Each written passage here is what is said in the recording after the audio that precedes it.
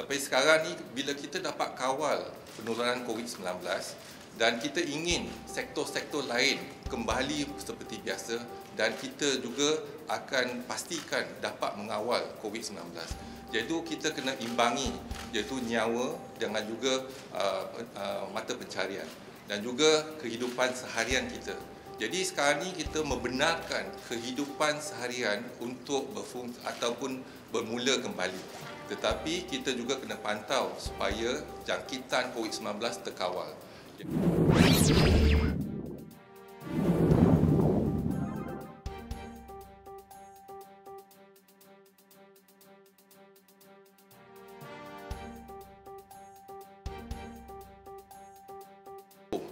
Now the next step is what is our planning is that if we want to open up our border, how are we going to open up our border?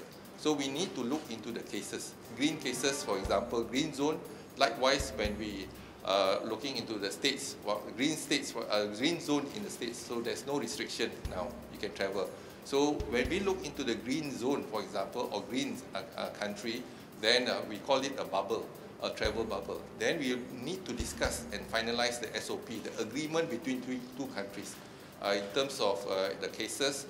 What should we do? Do we need a quarantine and etc. So, for example, now one state, if you are in Johor, you go to Malacca, we don't quarantine you and we don't swab you. So, using the same concept now between the state, what about looking into countries? So, we need to identify the countries first, and then we need to discuss the detail about the SOP with the countries. It must be mutual and reciprocal, so that we follow the same protocol on both sides. Then we can actually allow.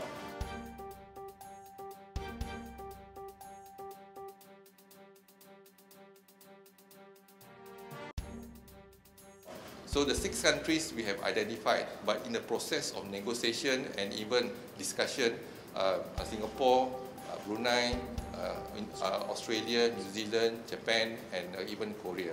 So we are in a very early stage of discussion. So we hope that we can come up with a mutual agreement in terms of implementation. Both sides have to come up with an agreement, and then if we can do that, then we can allow in terms of the business sector, education sector, tourism, and etc. But more important is that to allow the function, but to control the virus transmission.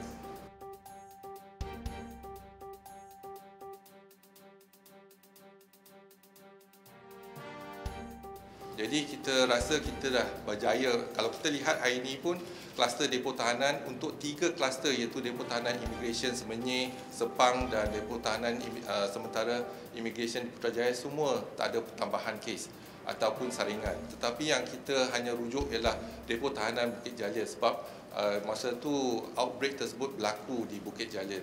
Jadi kita lihat kepada pendedahan mereka yang negatif tu kepada kes yang positif. Yang itu yang penting kita amalkan.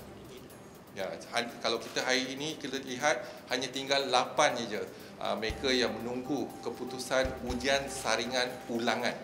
Jadi kalau kita lihat kalau macam itu kes hanya 8 kes lagi. Kalaupun ada peningkatan 8 kes jadi positif, jadi mungkin hanya 8 kes. Yang lain semua dah tak ada yang menunggu keputusan lagi. Jadi masuk dia terkawal di depo tahanan imigresen.